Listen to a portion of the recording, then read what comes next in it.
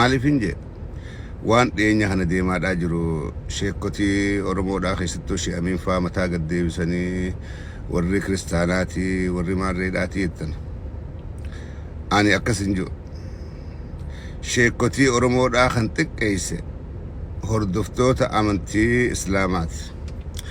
Sheekotii Harargee kan xiqqeesse ijoollee Harargeedhaati. Sheekotii Arsii kan xiqqeesse ijoollee Arsiidhaati. Wallaala Arsiidhaa. Wallaala Harargeedhaati. Dura isiniitu ulamaa'ii ka lubbuudhaan jiruu miti ka awwaalamillee mataa gad deebisee as gubbaadhaa arrabsaadhaa ture. Inumaa ijoolleen kiristaanaa kabajaadha qabdi. Takkaa isaanii mataa gad deebisu takkaa hin garreen beeknu. Isaanii hogganoota amantiidhaa arrabsu takkaa hin garre yeroo duraatiif nama Islaamaa Maammadii fi Ahmad Ibraahim Faaxumaa fi Khadiyyaa as gubbaadhaa agarre jechuudha. Ta'uccuu yaafattee qullaa dhaabbattee sheekotii Oromoodhaa mataa gad deebiftee arrabsitu. Tagaafa garii sheeharraa jaalaltina qabdee akkasiin godhaa jettee as gubbaadhaa ulamaa'ee xiqqeessitu. Tagaafa garii suuraa isaanii suuraa ulamaa'eedhaa durriyyeedhaa walitti fiddee as gubbaadhaa oofaadhaa jirtu.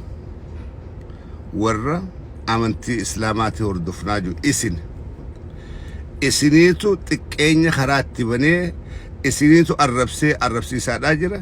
Isiniitu mataa gad deebisee tuffachiisee akka mataa gad deebisan godhaadhaa jira. Dura isin hordoftoonni amantii Islaamaa warri hin jettan ifitti qubalaadhaa. Warri amantii biraa kabajaadha qaba. Warri waaqeffataan kabajaadha qaban. Amantii fi malee namatti hin bu'an. Warri amantii kiristaanaa kabajaadha qaban. Waan fi uffachuu malee amantii biratti hin bu'an. Isin baalageen ulamaa ifiitiif kabajaan qabne. Baalageen guddaa ifiitiif kabajaan qabne. Baalageen xiqqaattee nama guddallee xiqqeessitu isin warra amantii Islaamaatti hordofnaa ifiin jiru takka. Lammata warreen sooshaal miidiyaa gubbatti waan hin fakkaanne takka kokorsaadhaan takka fal'aanaan takka mukaan as gubbatti iflaaqaadhaa jiru isin warra dubartoota amantii Islaamaatti qabna jiru. Warra as gubbatti waan xiqqeenyaa viidiyoo xiqqeenyaa qaama saala fi viidiyoo waraabee as gubbatti maxxansu isin warra amantii Islaamaatti hordofna jiru. Warra maqaa Faaxumaatii fi Khadiyyaa qabuutu as gubbaadhaa waan kan dalagaadhaa jira. Duuba eenyuutu eenyu xiqqeessa. Warri ulamaan tun keessaa baate gaafa as gubbaadhaa waan hin taane waan najisa waan wasaha hojjettan ulamaa ta'essan maqaan badaadhaa deema.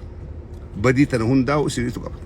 Shi'amiin biroodha kamataa gad deebise isin malee warra amantii biraa hordofuu miti. Namatti qolaachuu dhiisaadha if keessa deebi'aadhaati. Wallaalaa keessan wal qabadhaa. Kanaan jechuu barbaade. Fayyaa ta'a.